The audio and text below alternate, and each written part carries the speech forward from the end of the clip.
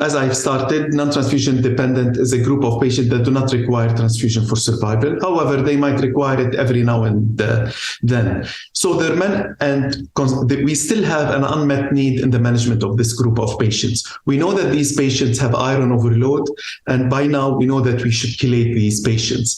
And several studies have done. Also, we have an EMEA and FDA approval for these patients that they need to remove their iron. So a part of their management is iron chelation, where we will chelate them when their liver iron concentration is more than 5 or where the serum ferritin is above 800, because this is associated with their multiple morbidities.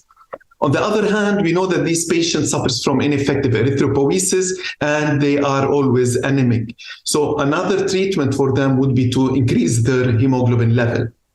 Until the Luspatercept study or the novel therapy studies, we did not have any thing to do except to transfuse them when needed. Splenectomy used to be done for these patients as a part of their management. Until recently, we have clearly stated that this is an obsolete and it would lead to several adverse events and morbidities in this group of patients.